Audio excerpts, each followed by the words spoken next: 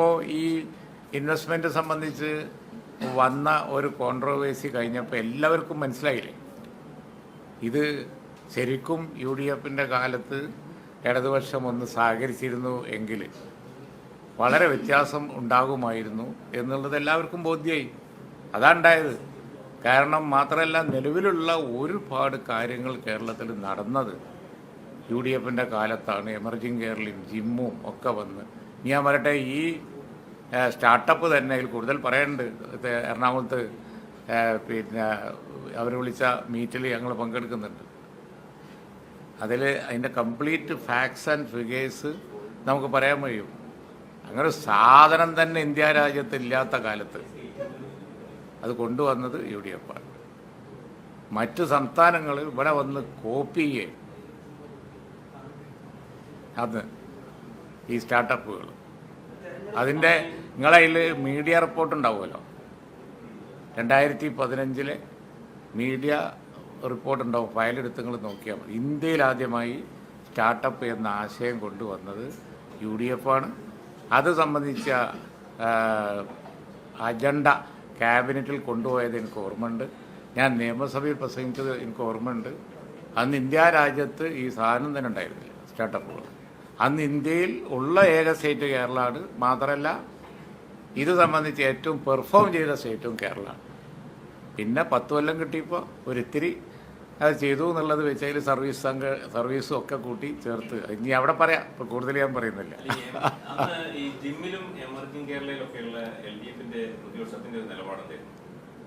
പ്രതിപക്ഷം പങ്കെടുത്ത ഘട്ടമുണ്ട്, പങ്കെടുക്കാത്ത ഘട്ടമുണ്ട്. പക്ഷേ ഞാൻ പറഞ്ഞല്ലോ, വളരെ റവല്യൂഷണറി ആയിട്ടുള്ള തീരുമാനങ്ങൾ പലതും ഞങ്ങൾ എടുക്കാൻ പോയപ്പോൾ അതിനൊന്നും സപ്പോർട്ട് തന്നിട്ടില്ല. ഇപ്പോൾ റോഡിൻ്റെ കാര്യമാണല്ലോ അവരേറ്റവും കൂടുതൽ ക്ലെയിം ചെയ്യുന്നത്. അതേ റോഡ് എക്സ്പ്രസ് ഹൈവേ എന്ന് പറഞ്ഞിട്ട് പുതിയ ആശയം എന്നുള്ളവർക്ക് എമർജിങ് കേരളയിൽ വന്നു. ഞങ്ങൾ അവതരിപ്പിച്ചാണ് കേരളത്തിൻ്റെ മുമ്പിൽ. ഞങ്ങൾ അവതരിപ്പിച്ചു, അത് പ്രസൻറ്റേഷൻ നടത്തി, പ്രൊഫഷണലായ പ്രസൻറ്റേഷൻ നടത്തി, അത് ഉണ്ടാക്കാൻ പോകുന്ന സാധ്യതകൾ പറഞ്ഞു. ഒരു തരി സഹകരണം തന്നിട്ടില്ല. അല്ല, കേരളയിൽ എന്നുള്ളത് എക്സ്പ്രസ് പിന്നെ വേറൊരു പേരിൽ യു ഡി എഫിൻ്റെ കാലത്ത് പണ്ടേ ഉള്ള ഒരു സാധനം തന്നെ. അതെടുത്ത് കേരളയിലാക്കി പുതിയ ഇതിൽ വളരെയധികം ബുദ്ധിമുട്ട് തരുന്ന രീതിയിൽ അവർ അവതരിപ്പിച്ചു. അതിന് സ്വാഭാവികമായ എതിർപ്പുണ്ടായി. പക്ഷേ എക്സ്പ്രസ് ഹൈവേക്ക് ഇപ്പോൾ ഉള്ള ബുദ്ധിമുട്ട് കൂടി ഉണ്ടായിരുന്നില്ല.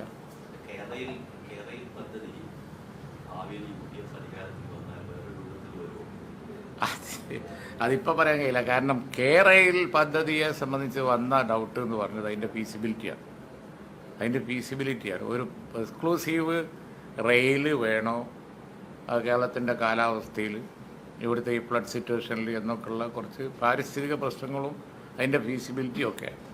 അതുകൊണ്ടാണ്. പിന്നെ മാത്രമല്ല, അതുണ്ടാക്കുന്ന നഷ്ടങ്ങളും ഹ്യൂമൻലി പ്രോബ്ലം ഒക്കെ.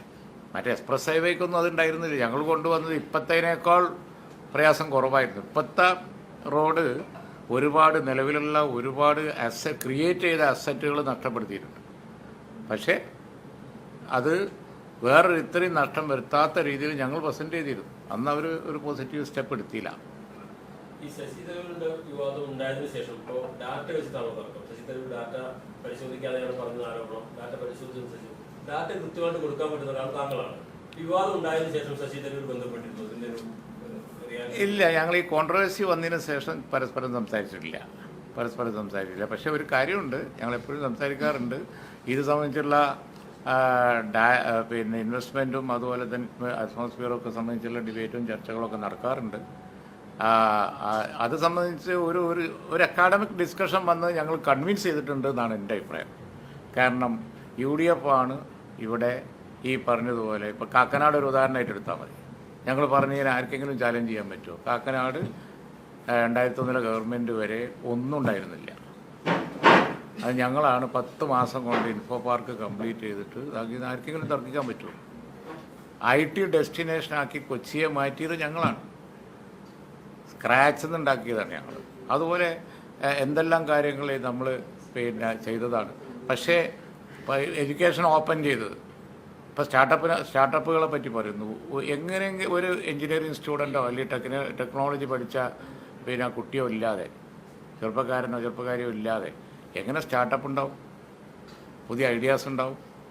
ആ പ്രൊഫഷണൽ വിദ്യാഭ്യാസം കേരളത്തിൽ സാർവത്രിക ആക്കാൻ വേണ്ടി ഞങ്ങൾ നോക്കിയപ്പോൾ എന്തായിരുന്നു അവരെടുത്ത നിലപാട്?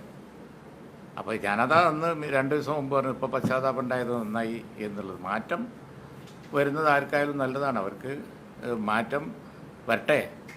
അപ്പോൾ കേരളത്തിൻ്റെ ഇൻട്രസ്റ്റ് നോക്കി സഹകരിക്കാൻ പ്രതിപക്ഷം തയ്യാറാണ്.